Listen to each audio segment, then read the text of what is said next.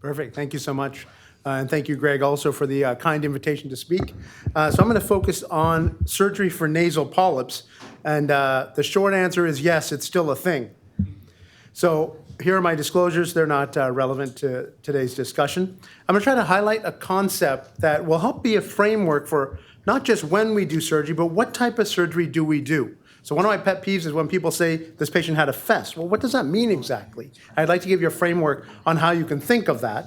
I'd like to highlight some of the pearls for the surgical management of polyps specifically, and I'll try to also delve into the why we're doing certain things to help you remember, hopefully, to do them a certain way.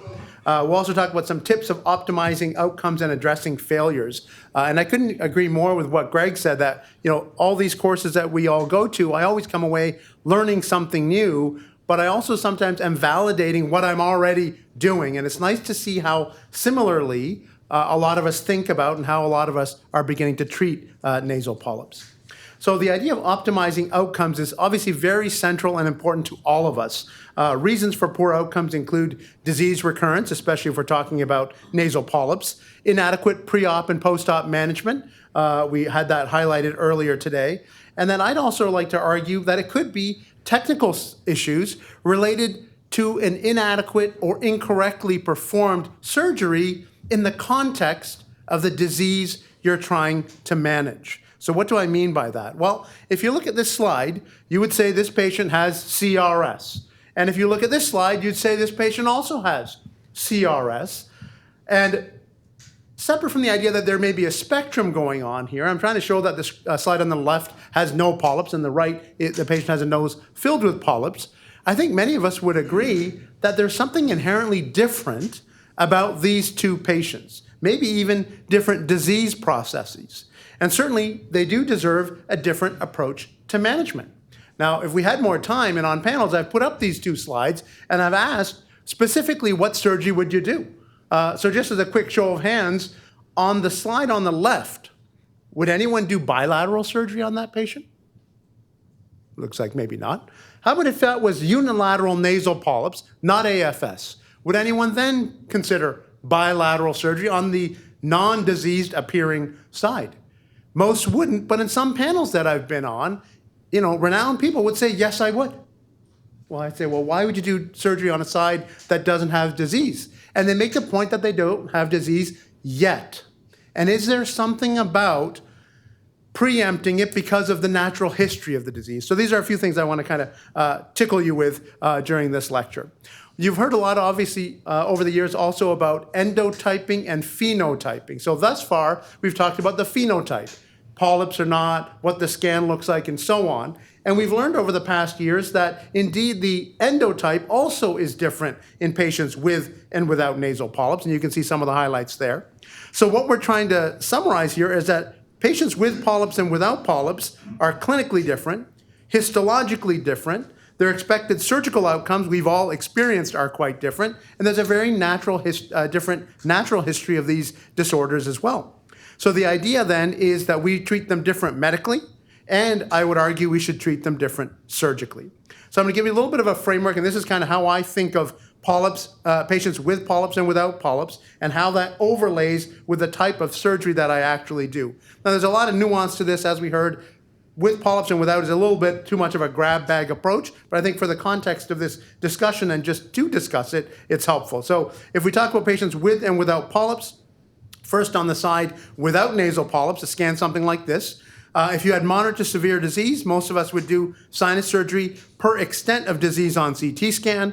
We would do generally what would be considered small hole surgery. That means if you think of the anatomic boundaries of a particular sinus, let's say the max, we wouldn't go beyond the anatomic boundaries. We'd do uncinectomy to the anterior area, posteriorly to the posterior wall, and inferiorly to the level of the inferior turbinate attachment.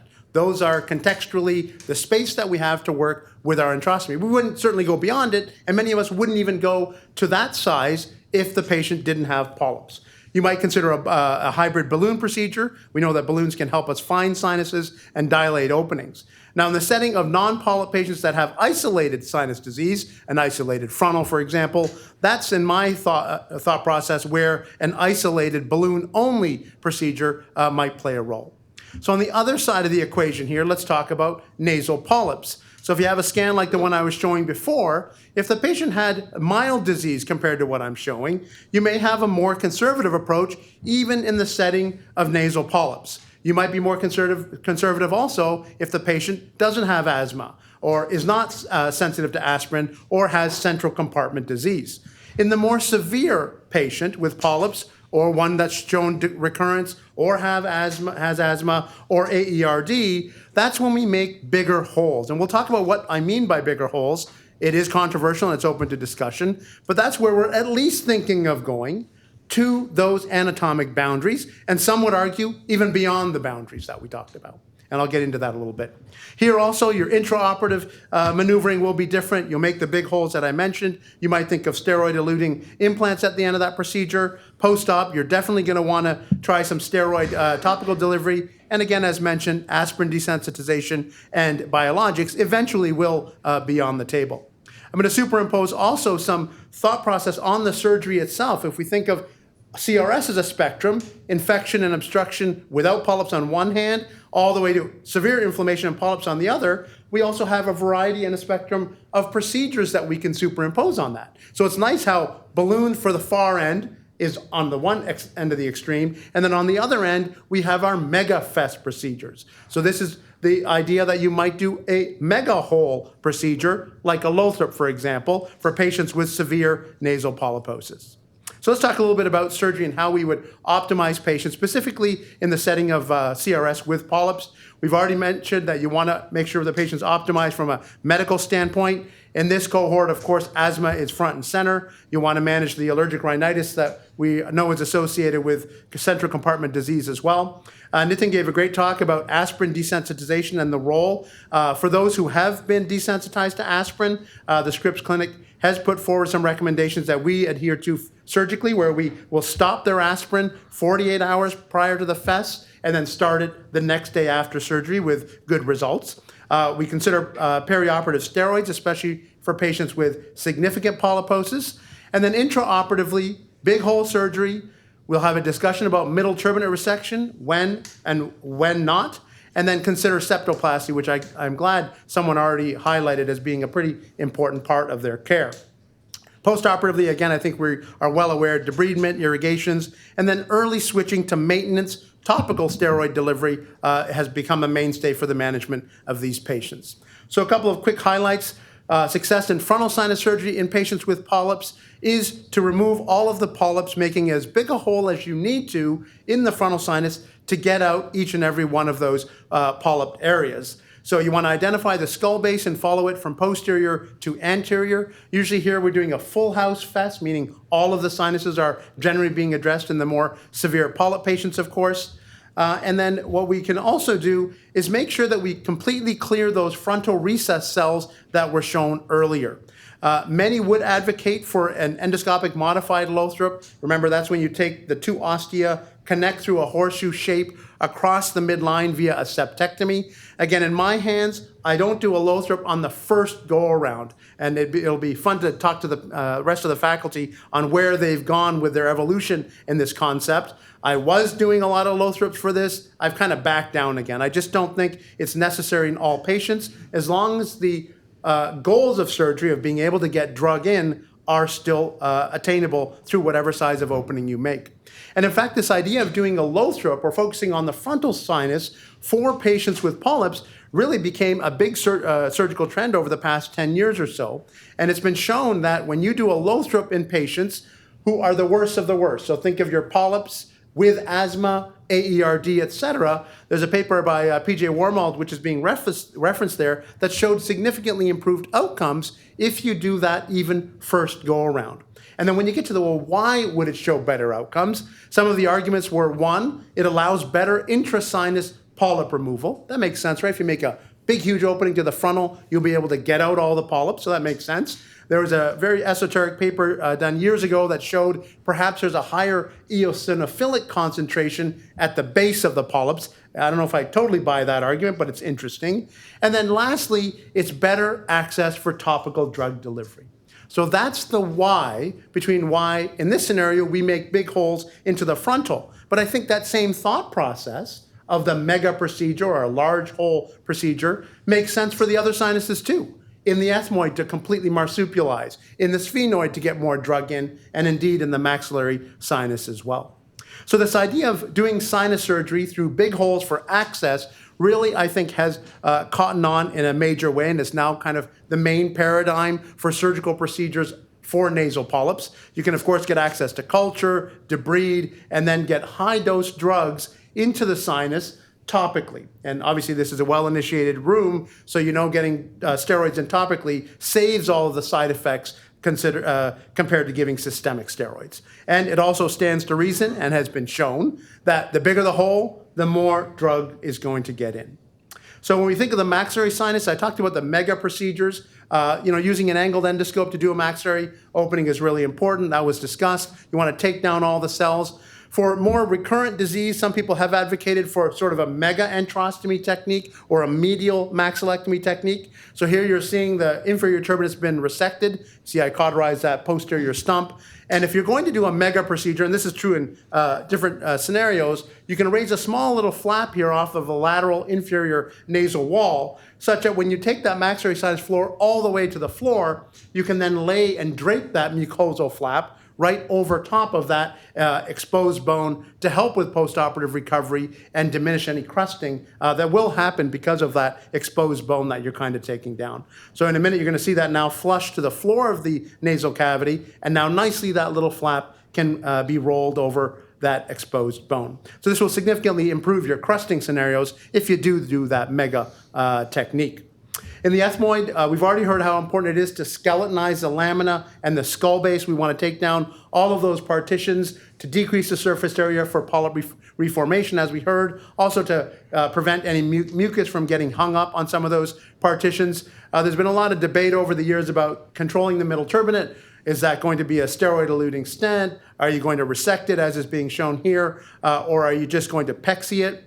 I think it depends on the scenario. This is my preferred way of resecting the middle turbinate. You saw a posterior cut first coming across that posterolateral attachment.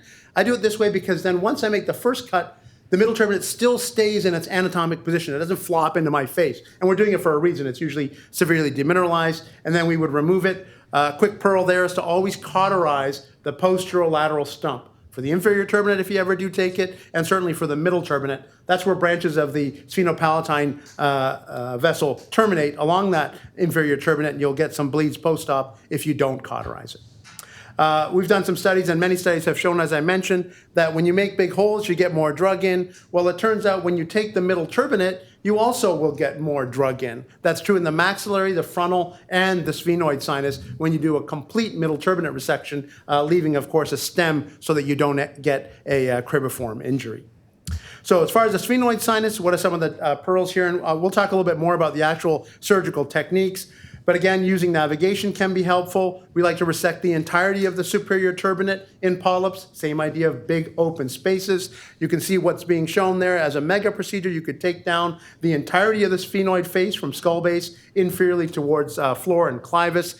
For bad polyps, usually we'll take down much of the space of the sphenoid sinus, certainly all the way over to the orbit and all the way medially. Just mind your inferior extension. You can either roll the mucosa out of your way so as to protect the posterior septal branch of the sphenopalatine artery being shown there. It runs a few millimeters below the level of the sphenoid ostium. So we use that for reconstruction, which we'll touch on tomorrow a little bit as well. But you want to make sure you roll that mucosa down, or then just go through it, sacrifice it, and use your suction bovie to ensure that you have hemostasis if you do end up coming across the plane that you think the artery would have been in.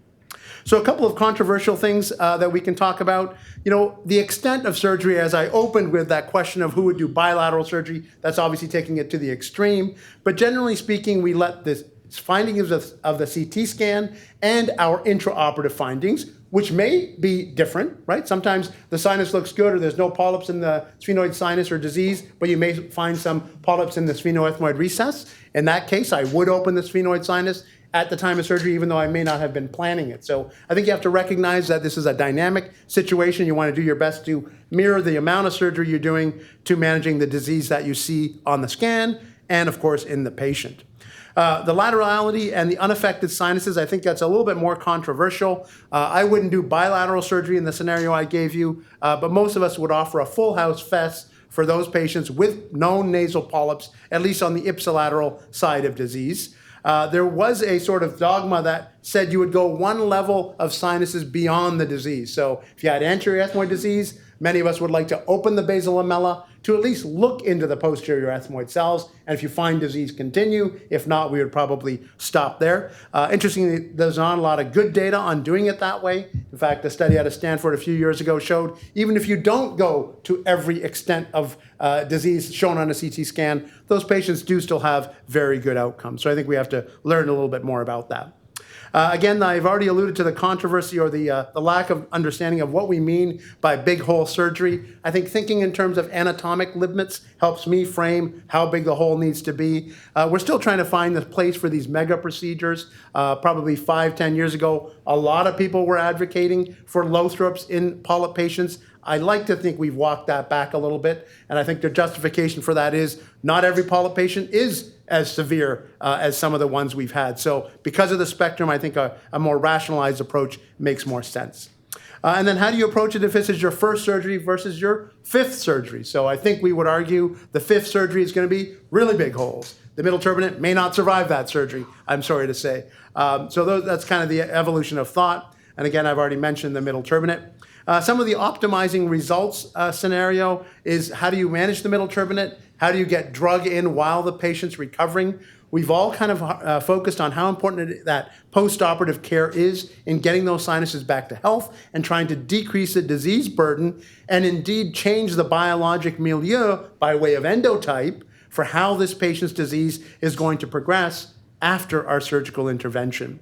I do like perioperative steroids for the more severe polyp patients. I get them to start 2 days prior to surgery. They get the dose intraoperatively, and then they finish their prednisone taper afterwards. Again, that's not universally adopted, obviously. I like it because it helps optimize their asthma, which many already have. And although studies have shown it does not improve bleeding during surgery, there are some studies to suggest perioperative steroids, as I'm describing, improve surgeon visualization during surgery. We might say, well, what's the difference? You know, there's already so little blood loss these days the way we do sinus surgery. I think it's more just the surgeon's perception at the time of whether they can see better or not better because of those steroids. So I do that, prednisone burst and taper starting 2 days before. They take that all the way out post-op for the week, and then they irrigate with saline, and then I get them to transition to some budesonide or mometasone beginning 1 week after surgery. You can start the steroid delivery as a maintenance right away, but we know there's crust and mucus and clots, so it's expensive. I get them to just irrigate and clean and then automatically transition at that 1 week point. So a couple of examples just to highlight some of the concepts we've been discussing here. So this is a mild case of CRS with nasal polyps. Again, perioperative steroids for this patient, I probably would not, just because I don't think I'm going to gain much by it. Intraoperatively, we do like total intravenous anesthesia, especially on the outpatient surgery center side. The patients recover easily. It also has been suggested to be better for blood loss intraoperatively.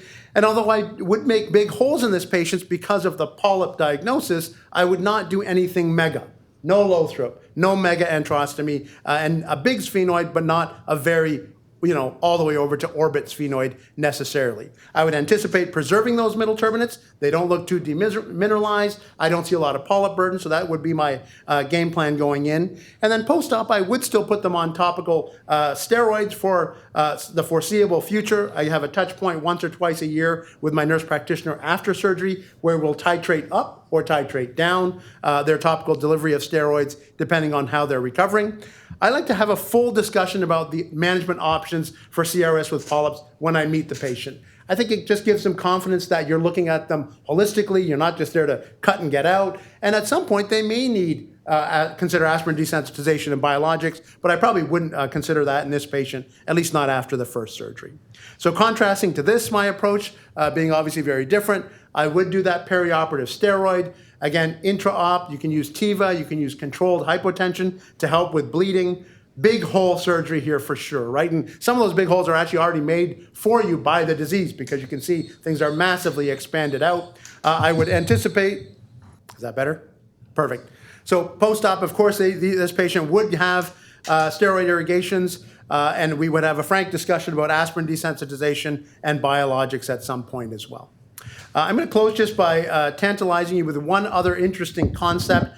We've talked about the right surgery for the right disease. Is there a right time? And this is something that I think we're still evolving our understanding of. But if you think of any other chronic condition, rheumatoid arthritis and so on, is there a scenario where the CRS will continue to burn and be harder to manage if we don't operate or intervene sooner rather than later? This was an interesting question that the literature has tried to address. This is a paper by Claire Hopkins out of the UK some years ago. It's a National Health Service, and patients often have to wait for some time for surgery. And in this cohort of over 1,400 patients, what they did is they looked at clinical outcomes based on SNOT-22 scores for those that had their sinus surgery 1 year from the time of diagnosis, 12 to 60 months after diagnosis, and then greater than 60 months after diagnosis, and then collected SNOTs at the 0, 3, 12, and 60-month time points. And look at that interesting graph that kind of evolved. The early cohort got a better and more sustained improvement in their sinonasal symptoms when their surgery was done within the first year of diagnosis. And look what happened when you waited for years and years afterwards. You did not get a significant improvement, and your results were not even as durable. We tried to sort of look into this ourselves by using a market scan database. This had over 2,800 patients, and we tried to do the same thing by looking, though, at surgical intervention and how it affected the increased post-op healthcare utilization 1 year after surgery. And what we found when we stratified this group for those that had their endoscopic sinus surgery 1 year after their diagnosis, 1 to 2 years, and so on, is that when you do surgery within 1 year of that diagnosis, patients had a significant underutilization of the year following on doctor's visits, medications, all of those types of things, compared to those patients that waited 4, 5, and even more years before they agreed to have their sinus surgery.